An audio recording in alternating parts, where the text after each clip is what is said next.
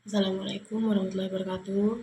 Perkenalkan, nama saya Winiar Marta. Di sini saya akan menjelaskan tentang konsep konsep penerimaan pasien baru dan sentralisasi obat, dan akan menceritakan sedikit pengalaman waktu praktek di rumah sakit.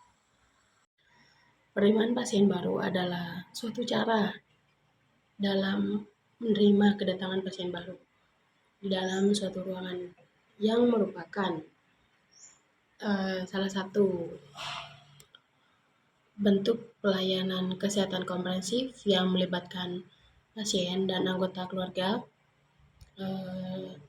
di mana sangat mempengaruhi mutu pelayanan kesehatan. Selanjutnya ada tujuan penerimaan pasien baru. Yang pertama ada menerima dan menyambut kedatangan pasien dengan hangat dan terapeutik. Maksudnya di sini itu perawat harus memiliki sifat yang lembut kepada pasien dan keluarga agar keluarga dan pasien tersebut merasakan nyaman.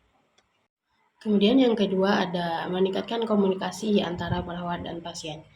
Maksudnya di sini itu untuk melancarkan kegiatan pelayanan kesehatan dan mencegah terjadinya miskomunikasi antara perawat dan pasien.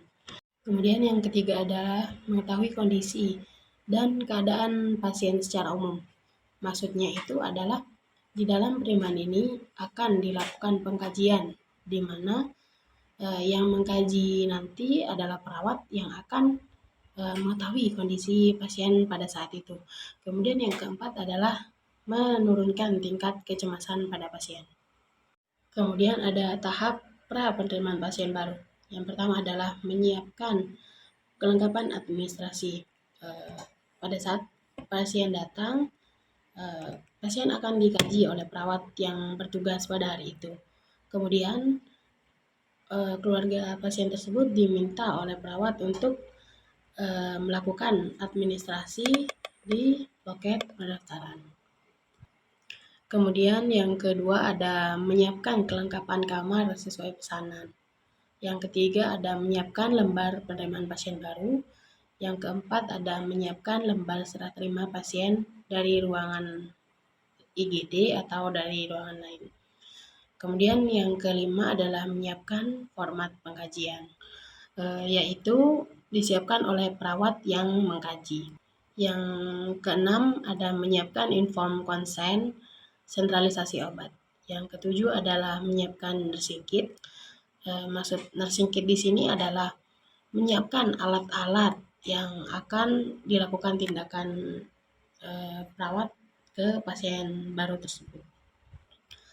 Kemudian yang ke-8 menyiapkan lembar tata tertib pasien dan pengunjung ruangan.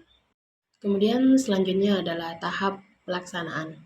Yang pertama adalah pasien datang di ruangan diterima oleh kepala ruangan atau perawat primer. Kemudian yang kedua ada perawat memperkenalkan diri kepada pasien dan keluarganya. Biasanya perawat itu memperkenalkan dirinya kepada pasien.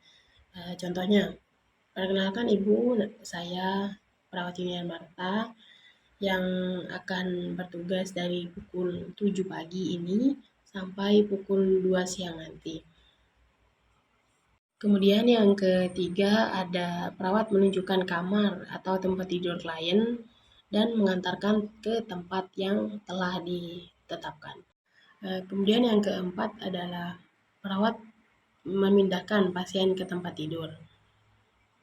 Kemudian yang kelima ada perawat primer menerima obat dan catatan khusus dari perawat yang mengantarkan pasien kemudian mendokumentasikan pada lembar serah terima pasien dan ruangan lain dan penandatanganan antar perawat sebelumnya dan perawat primer.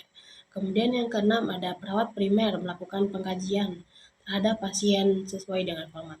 Maksudnya biasanya pasien baru itu dilakukan pemeriksaan head to toe oleh perawat ruangan tersebut. Kemudian yang ketujuh adalah perkenalkan pasien baru dengan pasien sekamarnya. Maksudnya itu biasanya perawat memperkenalkan pasien baru terhadap teman sekamarnya. Contohnya, pasien baru tersebut mengindikasi penyakit jantung. Teman sekamarnya itu diminta untuk tidak menimbulkan suara berisik atau yang membuat pasien baru tersebut terkejut, agar pasien baru tersebut tidak menimbulkan komplikasi atau kejadian yang berulang pada pasien tersebut. Kemudian yang kedelapan adalah setelah pasien merasakan tenang, perawat akan mengorientasi ruangan. Maksudnya di sini perawat akan menjelaskan di mana letak ruangan tersebut, kamar mandinya di mana. Terus biasanya juga perawat menjelaskan letak laboratorium di mana, tempat CT scan di mana, apotek A-nya di mana, dan kantin letaknya di mana. Dan biasanya perawat akan menjelaskan siapa perawat yang bertugas pada hari ini, memperkenalkan diri, dan akan menjelaskan siapa dokter penanggung jawab pasien baru tersebut.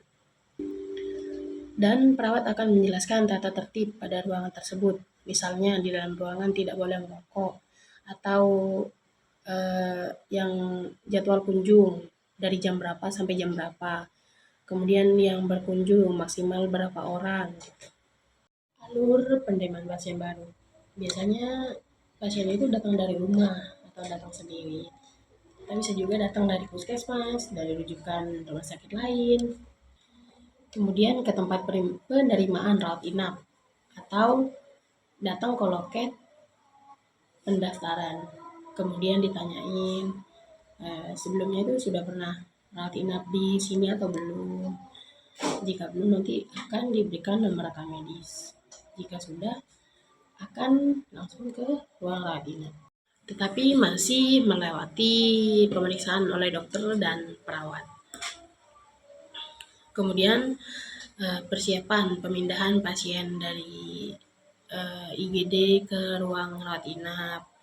Selanjutnya kemudian setelah pasien sembuh atau setelah dirawat inap, pasien perlu kontrol atau perlu dirujuk ke rumah sakit lain atau tidak.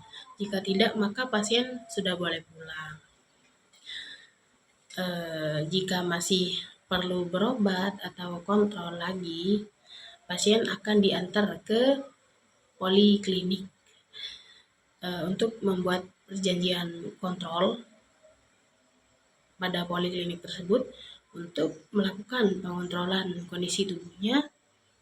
Kemudian pasien akan melakukan kontrol atau check up di poliklinik tersebut secara rutin sesuai jadwal yang sudah ditentukan.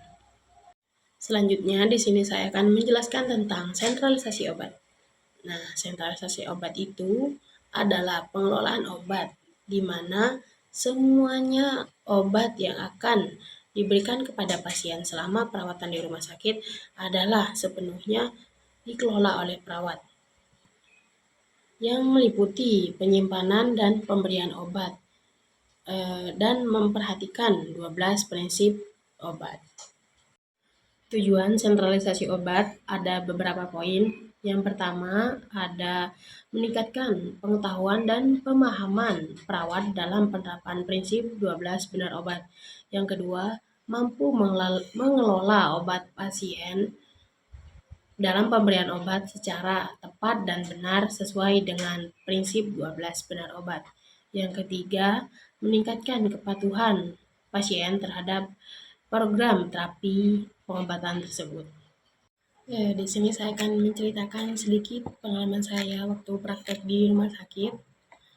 Nah, awal mulanya penerimaan pasien baru itu, pasien datang dari rumah atau pasien datang dari rujukan rumah sakit lain atau dari puskesmas. Kemudian pasien masuk lewat triase. Nah, di triase tersebut pasien dikaji terlebih dahulu oleh perawat triase. Dilakukan pengkajian yang meliputi TTV. Kemudian keluarga pasien diminta oleh perawat untuk mendata pasien ke administrasi untuk dilakukan pendaftaran. Dan kemudian perawat melakukan pengkajian dan hasil pengkajian tersebut diisi ke dalam format pengkajian. Kemudian format pengkajian tersebut diberikan kepada dokter jaga yang bertugas pada hari itu. Kemudian oleh dokter dilakukan pemeriksaan dan ditanya keluhannya apa hari ini, ditanya keadaannya gimana. Dari hasil keluhan pasien dapat disimpulkan oleh dokter bahwa pasien masuk ke ruangan P3 terlebih dahulu. Contohnya, setelah itu dokter meresepkan obat dan meminta kepada keluarga untuk mengambilkan obat tersebut di apotik IGD dan menjelaskan letak apoteknya itu di mana biasanya. Kemudian setelah itu, setelah obat tersebut sudah diambil, perawat memasukkan obat. Tetapi sebelum memasukkan obat, perawat memasakkan infus terlebih dahulu, kemudian memasukkan obat yang sudah diambil tadi. Kemudian setelah masuk obat, sekitar 1-2 jam atau setelah kondisi pasien stabil, biasanya perawat akan menelpon perawat ruangan untuk menanyakan kamar yang tersedia. Kemudian perawat IGD meminta rawat inap untuk menyiapkan kamar tersebut karena pasien akan segera dipindahkan. Kemudian setelah menelpon tadi, perawat IGD berangkat ke ruangan tersebut untuk memindahkan pasien. Dan setelah sampai ruangan tersebut, perawat IGD melakukan serah terima dari perawat IGD ke perawat ruangan atau biasanya disebut operan. Kemudian setelah itu pasien dipindahkan ke tempat tidur. Tetapi menurut konsep, setelah pasien dipindahkan ke ruangan, perawat ruangan tersebut akan mengorientasi ruangan baru tersebut. Contohnya kamar mandinya di mana, ini ruangannya sebelah mana, terus ini letak ruangannya jauh enggak dari parkiran, atau letak lab dari ruangan tersebut di sebelah mana. Tetapi pada saat di lapangan tidak sesuai teori tersebut. Jadi setelah pasien dipindahkan ke ruangan, perawat IGD kembali ke ruangan dan sebagai perawat ruangan kembali juga ke ruangan tersebut. Tidak ada melakukan orientasi ruangan dahulu atau menjelaskan ruangan